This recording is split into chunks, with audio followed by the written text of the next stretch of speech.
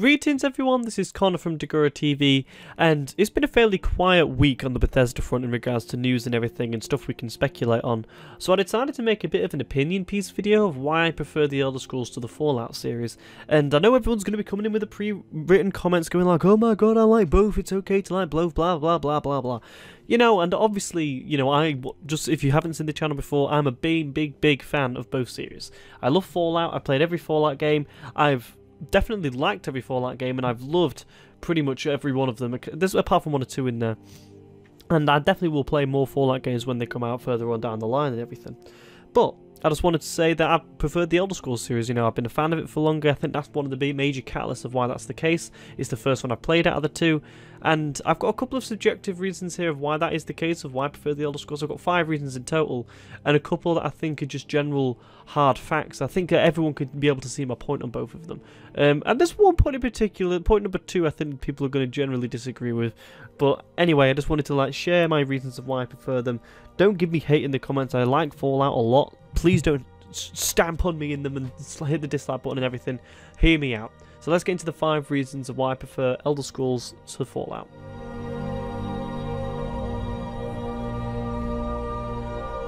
Why not start off with a subjective? And number 1 is that I prefer a medieval fantasy set into the post-apocalyptic. This is just generally how I tend to consume my media. There's not a huge amount of post-apocalyptic stuff that I tend to consume. You know, there is stuff that I do like, obviously Fallout's one of them, but you know, there's obviously things like the Hunger Games that I enjoy. In video games, I really enjoy series like Metro as well.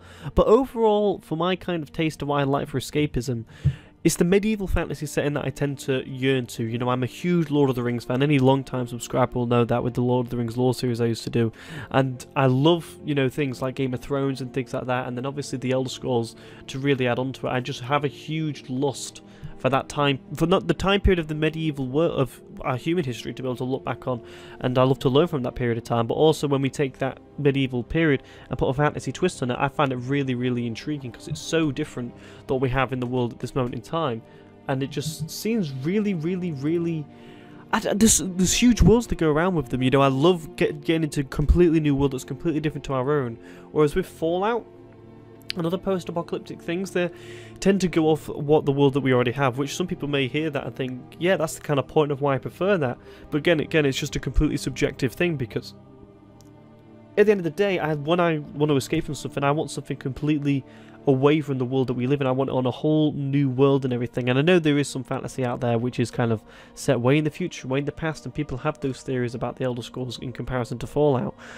I generally think that the medieval fantasy type of stories tend to lead to more broader questions in regards to their world, whereas in the post-apocalyptic type of thing, it's more, how did we get to this point? What happened to get us to this point? What was different about that world compared to the world that we live in? Whereas when you go into a medieval fantasy one, that's already there on your front too. We know that it's going to be completely different because it's a completely separate world with completely separate laws and different physics and things like that, and different races on it and everything, so that when we can see, we're not exactly comparing it to our own, but we're trying to find out more about the world that we're living in. Whereas when I found that when I absorb post-apocalyptic stuff, I'm always looking for them comparisons to the world that we live in currently, because it's set on Earth, you know, and I'm trying to see how we got to that point, and I just don't find that as interesting as one in a medieval fantasy setting.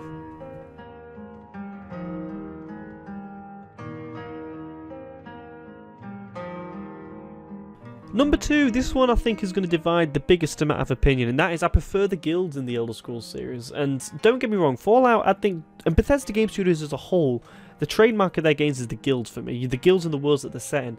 And I think that on the whole, Fallout has very good guilds. Like, you know, I enjoyed, for instance, you know, the Minutemen and the Brotherhood in Fallout 4 and 3. The Brotherhood of Steel in particular, the ones that I tend to really enjoy finding out more about. And then obviously New Vegas, things like, you know, NCR and Caesar's Legion and everything were all really interesting to hear about in separate playthroughs that we go through the games on.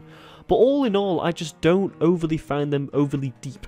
You know, in regards to, you know, the Elder Scrolls ones, the amount of history that is into those guilds, you know, and things like the different ones that they have throughout the games. Obviously, you know, we have the ones that are the trademark throughout, like Dark Brotherhood and Mage's Guild that we've seen, you know, and then we have the separate ones as well that kind of come in and out on the various games, like the Houses of Morrowind, for instance. And then we have, you know, things like, in Skyrim we have the companions, which is, you know, a way of to do on the mages, on the fighters guild and everything. And I just find that the guilds that we find in the Elder Scrolls series have so much more depth to them, and that makes them more interesting to me, to be able to find out more about them in, you know, in out of the game sources, or whether it's books in the game and things like that.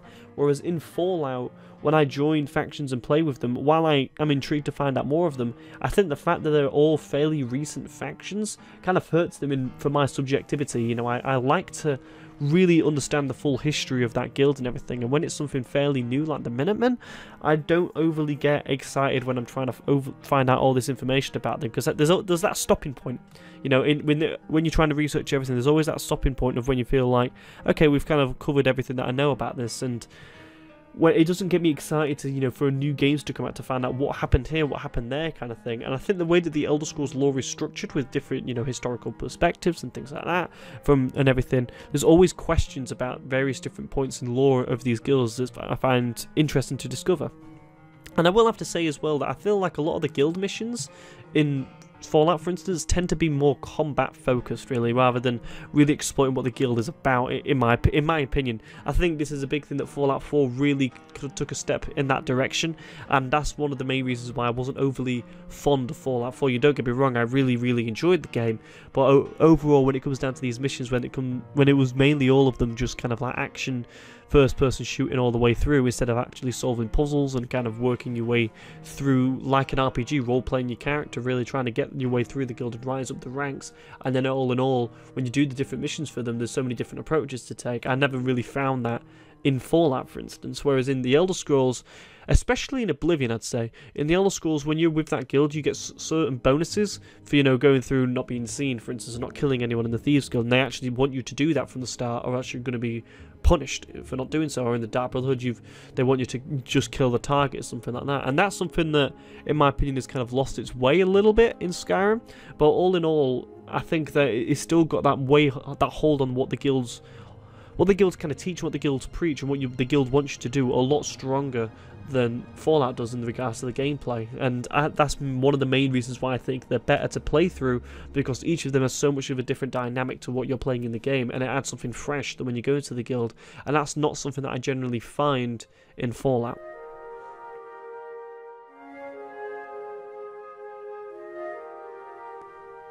Number 3, the areas are different in every game, and the way I kind of what I'm really referencing to here is mainly the biome of the area is set. And if you don't know what that means, the biome is basically the type of planet, the type of landscape that it's on. So like a snowy biome, for instance, or, you know, you can have like a foresty biome, or you can have a sandy desert biome and things like that. Whereas in the Elder Scrolls series, they tend to have a different one for each one. You know, not scrapping the early games, you know, the first two which were procedurally generated.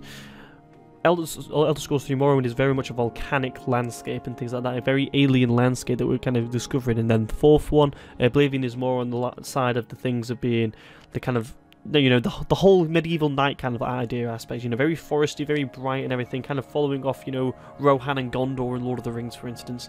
And then in Skyrim we get the kind of Norse icy biome and everything. Whereas in Fallout, there's not a huge amount that you can do with the world that they kind of set in, really. You know, there's a big, you know, the whole war and the bomb and everything that led it to be in the post-apocalyptic state. It's going to be very hard to get a different kind of biome, as I say, on a different area. They're all going to, why you can have it in different cities, and you know, you can recognize different points from them cities and everything, like, you know, obviously the differences between Washington, New Vegas, and then in Boston as well in Fallout 4. And then obviously in the first two games I'm trying not to reference to a huge amount, because while I played those games and really loved those games, and one in particular is one of my most favourite Fallout games, I do honestly think that, you know, the series is not going back to that point of being a top-down isometric tactics game. So, you know, I wanted to kind of like say the comparison between Elder Scrolls and Fallout and the recent games. Same with the Elder Scrolls as well, it's not going to go back to a procedural generation. And the areas, you know, going back to the original point of that in the Elder Scrolls game, tend to, you know, add something completely new in every single game. And one of the big praises you can give about the Elder Scrolls Online is that when you start getting bored of a landscape, when you move on to the next one, it changes things up a bit. And that's something that I tend to look for in my when I play open world games as a whole, or large scale action RPGs. Shadow of War is another one that changed it up a bit as well, with the different landscape and different things to look at, and that's what I kind of always want. And when it comes to a different game, I'm looking forward. One of the big things that Elder Scrolls fans are looking forward to, and people like me, is that we can't wait to see where the next game is set. Not necessarily because we want to see the differences in culture of what we've experienced before. While that's something that we're all looking forward to, I think the fact to be able to get a different cut of scenery and to be able to look around at different locations is something that's really yearning to us. Whereas in Fallout, when you say they could announce, it's set like Fallout New Orleans that people are looking forward to. I don't think people are just generally looking forward to the fact that it's set in New Orleans, because they kind of have a very good idea that it's going to be post-apocalyptic, but more looking forward to the fact that it's a new Fallout game. Whereas with the Elder Scrolls fans, I think where the game's going to be set adds to a huge proponent of that excitement, for instance.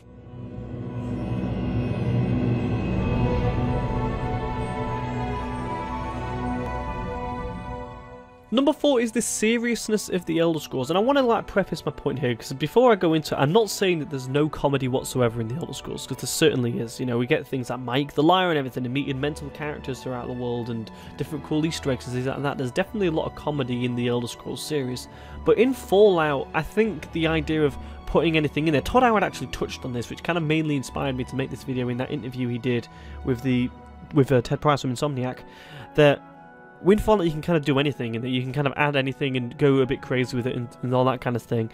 And it's a bit more of a, not stupider, but a bit more going on the side of fun rather than serious, if anything. If you've got a line and you've got fun on one end and serious on the other, I'd say that the Elder Scrolls is kind of like 2/3 on the side of serious, whereas Fallout is 2/3 on the side of fun. And the big impact of that, I think, adds to how much I get invested into the story. I find it hard to get invested in the story of Fallout, especially in Fallout 4, because you've got that stupid stuff going on around the world, and everything. You've got, and the fact that you can have that kind of punch weapon, with like spikes on it and stuff like that, and go around mauling people to death with the, just punching people and stuff like that. And why you can have unarmed in Elder Scrolls, there's not this giant thing with spikes that you're holding and making nukes and destroying stuff and everything like that. It's a lot more gamey, is what I'm trying to say, or it's become a lot more gamey, because the Fallout originally wasn't that at all, and now it's becoming to that point. It's going, I think the more casualized it's getting, the more it's trying to cater to that kind of fun side of things. And why the Fallout fans tend to really like that, they tend to really enjoy those kind of mission areas where it's like a wacky warehouse inside it and everything. Whereas as Elder Scrolls fans, I think we tend to prefer the side of things that takes it a little bit more seriously. Like, we'd like to see the dark and gritty stuff and everything like that, and see how different areas have become decrepit in the way they are, and really get ourselves invested into the stories and these lore ideas of everything. I'm not necessarily come to it for the kind of stupid factor. I think the ones that tend to go for it for the stupid factor are the ones of people that are making the Thomas the Tank Engine mods and things like that on the Nexus really, really popular. And I think that's added to the more popular side of the game for the people who really want that gamey side of kind of experience, really. Whereas those who want the more serious tone, the more story-driven kind of aspect of the Elder Scrolls, are the ones that are really the main hardcore fan base of the series, in my opinion anyway. And the ones that tend to play, not necessarily the vanilla experience, they'll have mods in there, but they're trying to keep true to what the game really is when they're playing something. They'll add, lore-friendly mods and things like that are out there.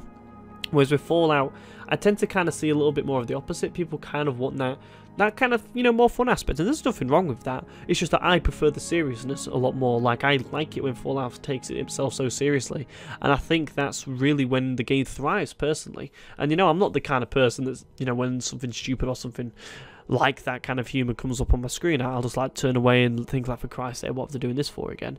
I'm the kind of person that will enjoy it in the moment, but it's just that there's too many of those moments in Fallout for me, whereas in Elder Scrolls I think that they're few and far between, and keeps that serious tone and makes it better for me.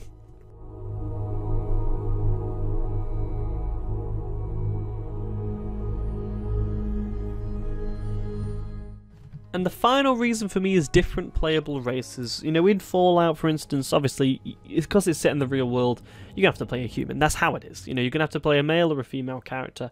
In Elder Scrolls, we have, 10 playable races, which are all got huge backstories to them and are all deeply, deeply interesting. So then when you make a new character and you want to roleplay, which is a huge part of the Bethesda fan base and the huge part of the outrage against Fallout 4 after they came out, was the fact that it was very, very hard to roleplay a character. It's what people want to do, and Elder Scrolls has so much to be able to want to do that, especially, the games like Morrowind, for instance, where they really do act and react to what you really want to say and everything, and really do act and react to what you're doing in the game and your race's history and things like that. People will be downright racist to you if you're a Dark Elf, for instance, and everything in Morrowind. Whereas in, you know, Fallout, because you're a human, there's not a huge amount of different variety than what you get from the playable race that you have. And I kind of want, you know, Elder Scrolls to go a step further and have your race be more important to you and everything, and not necessarily make everything playable to you, because I think that would be really cool. Whereas in, you know, Fallout, I don't really see the potential for them to do that. You know, if you want to play something completely different, you know, it's just not, you're gonna have to go get a mod for that and everything. The game's not kind of structured around it in any sense. And having different playthroughs of, you know, playing through the Elder Scrolls with different races does lead you to playing in different ways, I've found personally.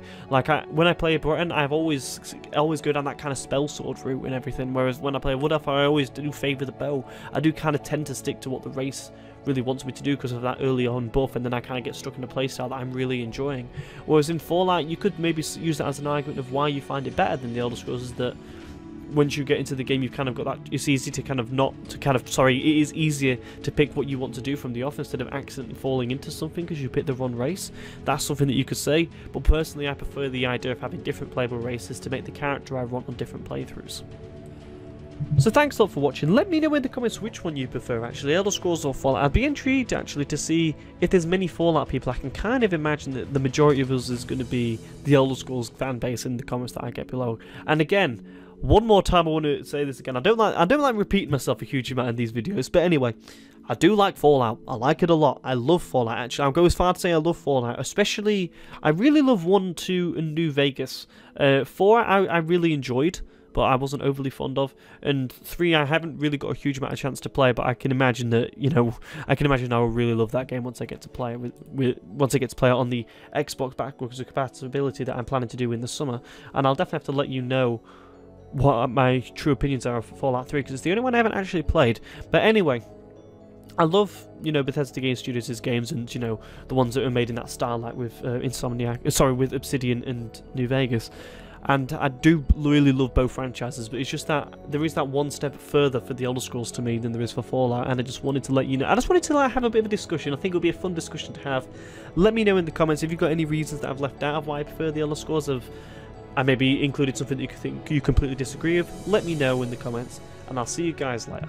Thanks a lot. Goodbye.